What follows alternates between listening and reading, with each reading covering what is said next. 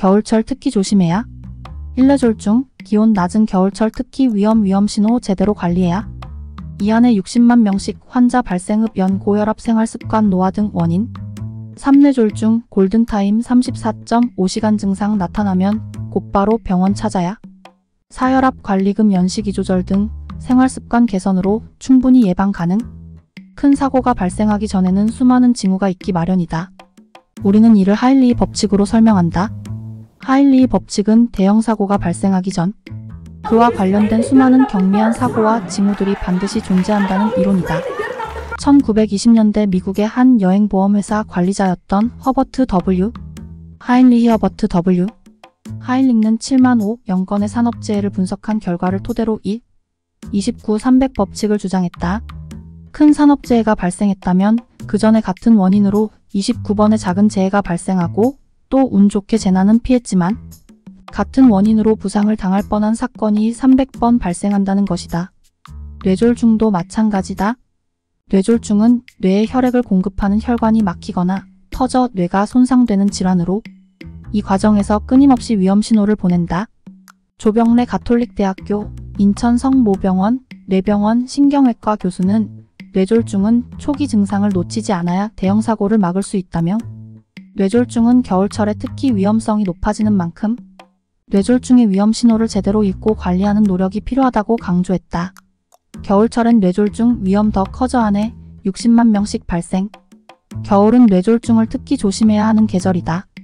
몸이 갑작스레 움츠러들듯 뇌혈관도 급격히 좁아지기 때문이다. 추운 겨울에는 약을 복용해도 기온 변화로 평소보다 10Hg 이상 최고 혈압이 높아질 수 있다. 흔히 중풍으로 많이 알려진 뇌졸중은 한 번 발병하면 심각한 신체 장애를 입거나 사망할 수도 있다. 혈관이 막히는 뇌경색과 혈관이 터지는 뇌출혈로 구분한다.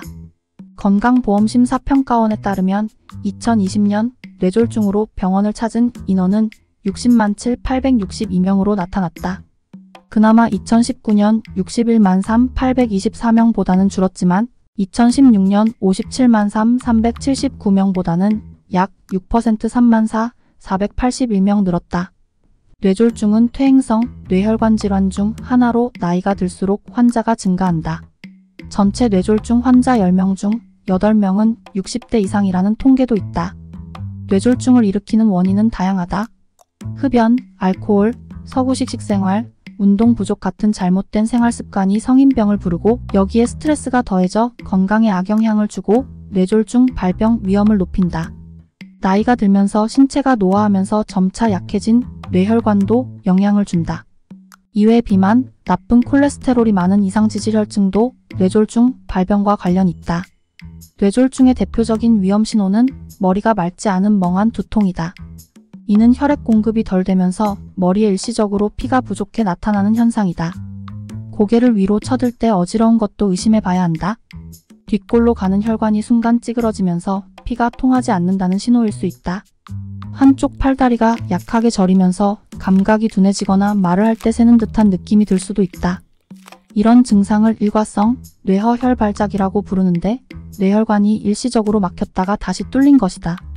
일과성 뇌허혈발작을 겪은 사람 중 5%는 한 달 내에, 13은 3년 내에 뇌졸중이 발생한다.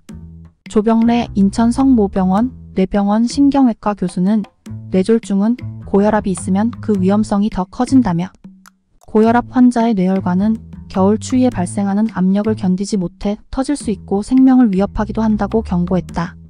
뇌졸중 골든타임 최대 4.5시간 증상 발현 시 곧바로 병원 찾아야. 뇌졸중이 발생하면 혈관이 막히거나 터진 뇌 부위에 따라 여러 가지 증상이 나타날 수 있다. 발음이 어눌하고 말을 잘하지 못하거나 다른 사람의 말을 이해하지 못하는 언어장애를 겪을 수 있다.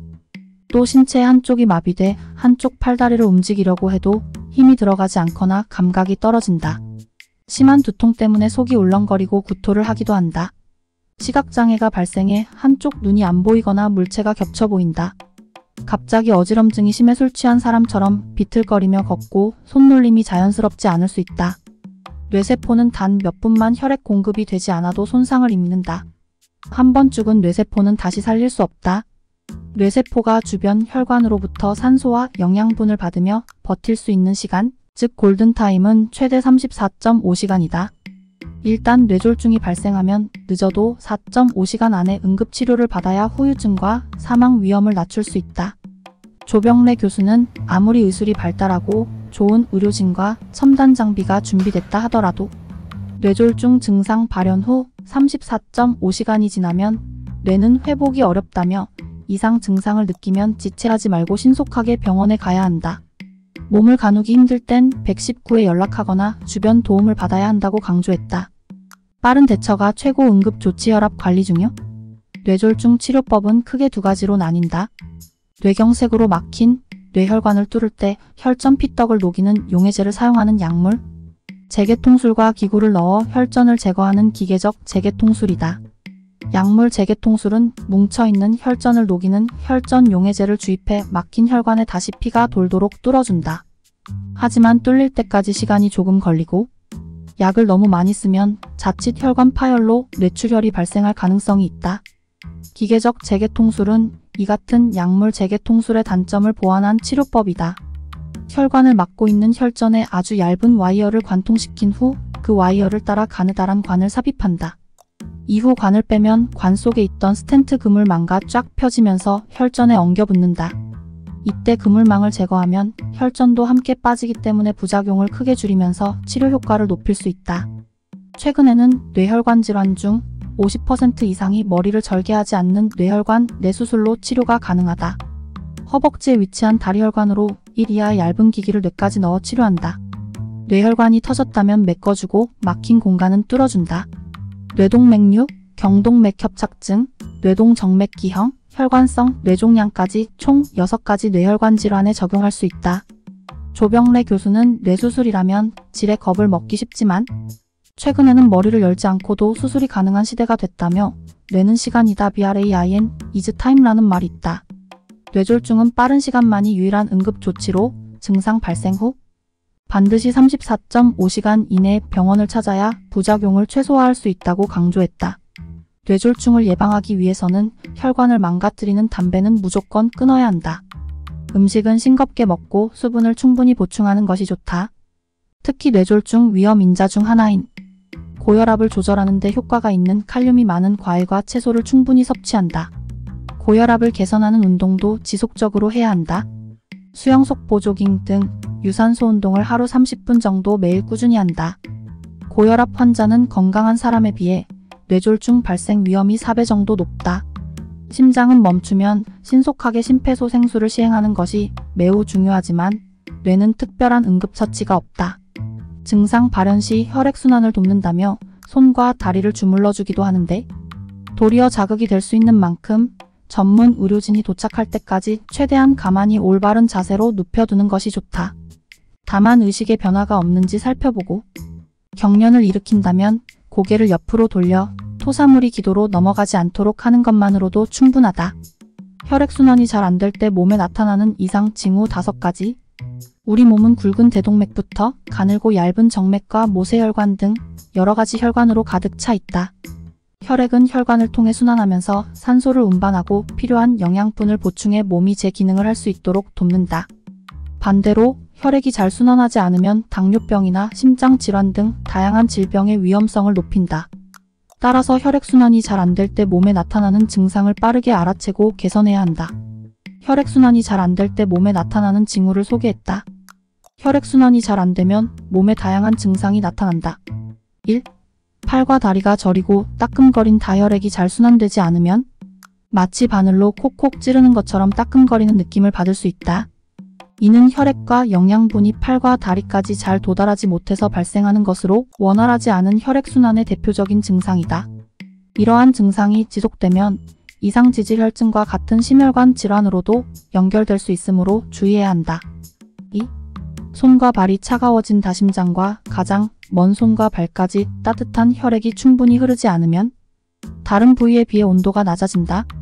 특히 다리로 가는 말초 혈관이 막히면 손보다는 다리가 차고 저리며 발등과 무릎 안쪽 맥박이 만져지지 않는 특징이 있다. 당뇨나 고혈압, 고지혈증이 있는 사람은 손과 발이 저리면서 차가워지면 합병증이 나타날 위험이 있으므로 병원을 방문해 진료받아볼 것을 권한다. 3. 다리에 부종이 생긴다. 부종은 오랫동안 같은 자세로 일하는 사람에게 잘 나타나는 증상으로 혈액순환이 원활하지 못해서 생긴다. 특히 다리는 심장과 멀리 떨어져 있어 혈류의 흐름이 나빠지기 쉽고 중력으로 인해 수분도 쉽게 고이기 때문에 부종이 생기기 가장 쉬운 부위이다. 하이닥 흉부외과 상담의사 반동규 원장 포이즌 의원은 하이닥 큐앤드어에서 다리에만 제한적으로 나타나는 부종은 심한 정도가 아니라면 정맥의 순환을 개선하는 보존요법만으로도 충분히 효과를 볼 수 있다라고 설명한다. 다리를 꼬고 앉거나 쪼그려 앉는 습관, 너무 꽉 끼는 의복의 착용 등은 정맥의 압박을 초래해 혈류 장애를 일으킬 수 있으므로 피하고 틈틈이 다리를 움직여 스트레칭하거나 높은 곳에 다리를 올려두는 것도 좋은 방법이다. 4. 관절통과 근육 경련이 생긴다. 원활하지 못한 혈액순환은 관절과 근육의 통증을 유발하기도 한다. 혈류량이 줄어들면 근육에서 산소를 제대로 공급받지 못하게 되고 이에 따라 관절 주변의 근육과 인대가 수축하면 관절이 뻣뻣해지기 때문이다. 오랜 시간 앉아있거나 서있을 때 종아리가 뻐근한 통증이 느껴지는 것도 바로 이런 이유에서다. 5. 피부가 창백해진다. 운동을 하면 혈색이 좋아지는 이유는 혈액순환이 촉진되기 때문이다. 반대로 혈액순환이 잘 안되면 피부가 창백해지고 심지어 푸른 빛을 띠기도 한다. 특히 심장과 가장 먼 손과 발, 코, 입술 등이 눈에 띄게 창백해지며 체내에 노폐물이 정체되고 영양분이 충분히 공급되지 않아 피부 탄력이 떨어지고 트러블이 자주 생긴다.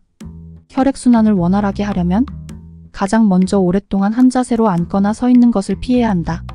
업무 중에는 손과 발을 진동하듯 떨어주거나 기지개 켜기, 잠시 걷기 등을 통해 주기적으로 몸을 움직여주는 것이 좋다. 평소에 혈액순환을 돕는 음식을 잘 챙겨 먹는 것도 효과적.